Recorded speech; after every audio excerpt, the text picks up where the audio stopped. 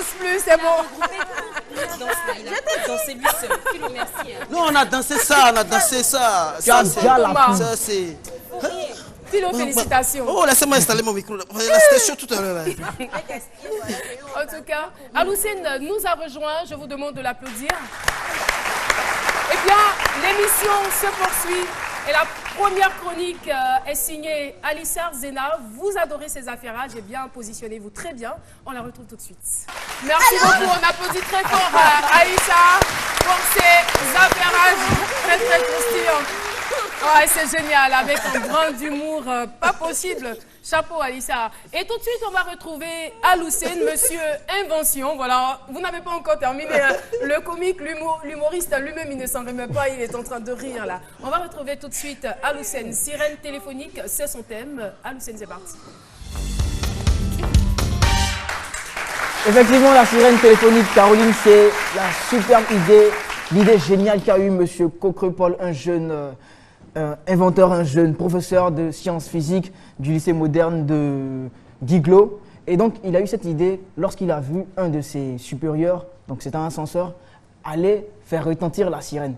Et donc, quand il a vu, il a dit « Ah, papa, tu te fatigues tout le temps, je te vois, tu vas, tu viens, tu vas, tu viens.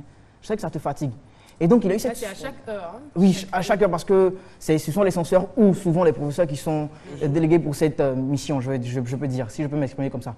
Et donc, il a eu cette superbe idée, cette idée vraiment waouh, de permettre à son grand frère, à son papa, à son censeur, son supérieur, de pouvoir faire retentir la sirène depuis son bureau, grâce à son téléphone portable. C'est super, c'est génial. Et donc, il a essayé au lycée moderne de Guiglo, ça a marché, tout le monde a vraiment approuvé, ça a vraiment... Salut Méliane, ça a vraiment fustigé tout le monde. Et donc, tous les lycées environnants ont commencé à adopter son système. Tous les lycées environnants ont commencé à adopter son système. Et ça allait jusqu'au point où le ministère de l'Éducation nationale, il m'a dit de ne pas dire grâce à son système, mais bon, un peu grâce à son système, a nommé, décerné le prix de la meilleure unité pédagogique de Guiglo, de Côte d'Ivoire à Guiglo. Un peu grâce à son système, comme il a dit. Il est avec nous. J'aimerais qu'on le vaccine. Et ça marche. C'est vraiment simple. Là, j'ai oublié mon téléphone en coulisses. Et donc, moi, je vais utiliser ton téléphone rapidement. Est-ce qu'elle a des unités? Tu as des unités? Non, dis-moi oui. Tu sors. Et donc, je vais prendre rapidement le contact de monsieur. OK? Rapidement, pour faire sonner de mon cellule. 49, vas-y. 69, ok. Il faut prier Dieu à ce qu'il y ait des unités. Et donc, tout le monde va vous appeler, hein, parce que là, on a tout entendu. Là. Et donc, quand c'est comme ça, moi, je me rappelle quand j'étais petit, quand on entendait cette sirène là, il est midi, Yao va sonner, le foutou nous attend à la maison.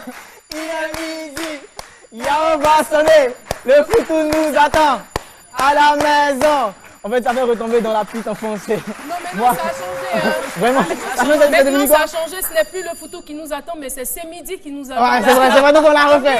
Il est midi, Yao va sonner, c'est midi, nous attend à la maison. Il est midi. Merci.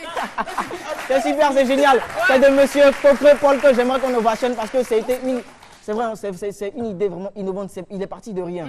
Il a vu un besoin qui était là vis-à-vis de son censeur, vis-à-vis de son supérieur, et il a créé l'invention, il a créé l'innovation qui pourrait pallier ce problème. C'est génial. Et moi, je pense que c'est l'initiative de tous les jeunes, tous les inventeurs, tous les innovateurs de Côte d'Ivoire qui ont ces superbes idées-là que moi, j'aimerais, c'est peut-être une doléance, si je peux m'exprimer comme ça, de l'État, de toutes ces structures privées ou publiques, de soutenir ces hommes-là. Parce que ce sont des hommes de demain, ce sont des hommes qui vont permettre à l'émergence de la Côte d'Ivoire. Merci. Merci. Ah oui, merci. Mais déjà, il nous faut s'il vous plaît un micro. On va juste échanger avec notre inventeur. Vous avez beaucoup de chance, hein, parce que... On va échanger avec notre inventeur. Aloussène, tu aides à faire circuler le micro, s'il te plaît. On a crié, il est midi, puis c'est maintenant on finit comme ça, là. Aloussène, le micro est déjà arrivé là. Hein. Tu me rappelles son nom, s'il te plaît? Cocrepol. Cocrepol. Alors, il est professeur de physique, c'est ça? Oui, Est-ce qu'on peut comprendre un peu le mécanisme? Qu'est-ce que vous avez mis dedans? Vous êtes parti, on va dire, de quelle base pour obtenir cela? Merci bien. En fait, avant d'avoir l'idée, j'avais d'abord cherché à installer un système télérupteur dans l'établissement pour permettre aux censeurs, aux éducateurs, depuis leur bureau, d'appuyer sur un interrupteur pour faire sonner la sirène. Et c'est quand je suis parti, j'étais affecté au lycée moderne de Guiglo, que j'ai eu l'idée de pouvoir utiliser un téléphone portable pour faire sonner la sirène. Bon, n'importe quel appareil. Mais comme je suis au lycée, j'ai vu que le besoin se faisait ressentir au lycée moderne de Guiglo. Je l'ai adapté spécifiquement à la sirène. Et pour que ça puisse marcher, c'est tout simplement un système électronique. J'ai fait d'abord un schéma électronique. J'ai utilisé des pièces électroniques de récupération. Et le plus souvent, quand j'étais à Guiglo, comme j'étais encore nouveau, je partais voir les réparateurs de télévision, de radio. Je leur disais, ben, votre appareil est en panne. Est-ce que vous avez encore besoin de la carcasse qui est là? Ils me disent non. Bon. Et ils leur demandent de me donner ce qu'ils ont jeté. Donc j'utilisais les pièces qui sont à l'intérieur, les pièces de récupération, que j'utilisais pour faire le montage électronique qui est là. Et pour faire l'emballage, j'utilisais aussi le bois. C'est le bois qui est là, c'est en bois. Du bois. Hein. C'est du bois. D'accord. Et ça vous a pris combien de temps à peu près?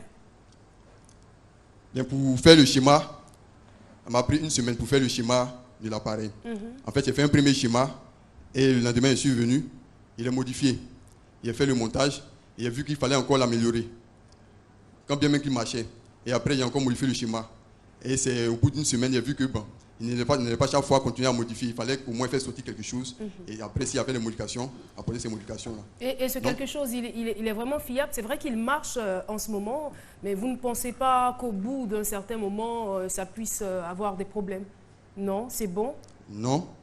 D'abord, avant de faire ce modèle, il y avait un premier modèle. Le premier modèle n'était pas réduit comme celui qui est là. Il était encore plus grand, il était un peu... il n'était pas trop joli à voir. C'était le premier modèle.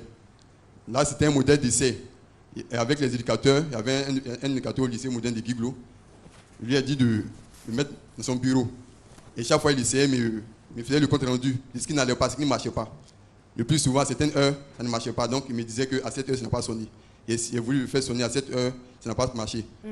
Donc, il tenait compte de toutes les remarques. Voilà, pour apporter des modifications toute l'année. Et c'est quand je suis revenu, et je suis reparti à Guiglo pour cette année scolaire, que j'ai eu maintenant l'idée de refaire un autre modèle qui est là, avec des modifications, comme la programmation.